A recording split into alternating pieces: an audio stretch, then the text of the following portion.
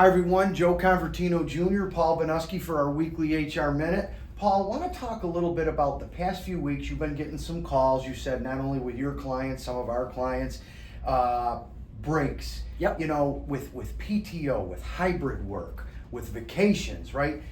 How do people take breaks? And I know it's a different environment in an office versus a manufacturer, but Yep. you said you got a few calls. From an HR standpoint, how should businesses go about handling breaks and how they actually work them through the work week? Yep, so it's a question I've been getting a lot of. And so for today's purposes, Joe, let's set aside things like meal periods Okay. that are statutory. Yep. We could do another video on that another time. Today I want to talk about discretionary breaks. And what we're talking about here, those short breaks that an employee may take to use the restroom, to get a cup of coffee, to take a 5-minute walk to clear their head, right? Okay. Those kinds of breaks. So in some environments, like you mentioned, manufacturers, you may have a production line in a production facility where the job of one worker is dependent on the worker next to them doing their part and so on and so forth. And so in those environments, scheduled breaks make a lot of sense, right? Where you say, great, at 10 o'clock every morning and 2:30 every afternoon, we're gonna shut the line down for 10 to 15 minutes,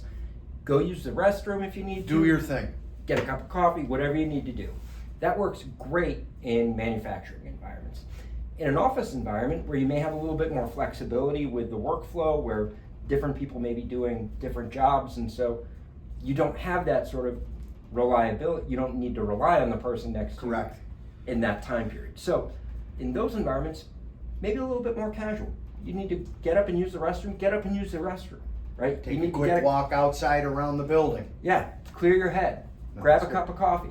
So in those environments, you can have a little bit more flexibility, but employers should really be creating a policy that is gonna sort of work for their expectations of productivity, work for the employee's health and well-being, right? What works for your employees? Find that balance, and then the important thing, Joe, enforce your break policy. Enforce it. Create a good break policy and then enforce it. So if people are taking too long, crack down on it. Say something to them, right? Don't let it become a bigger problem than it needs to. Be accountable. Be accountable. So what you're saying in summary, it varies by industry. It varies by industry But appetite. breaks are Yep. important for Breaks the are mental very side, important. the work side, and all of that. So great stuff, Paul. And there's been a lot of questions. Is obviously the weather gets Yep. nice and all that good stuff. But feel free to call Paul here at CH Insurance. He's helped a lot of his own clients, our clients. He has a great HR team behind him that helps with all of us. So have a great week and weekend, and remember, CH is in your corner.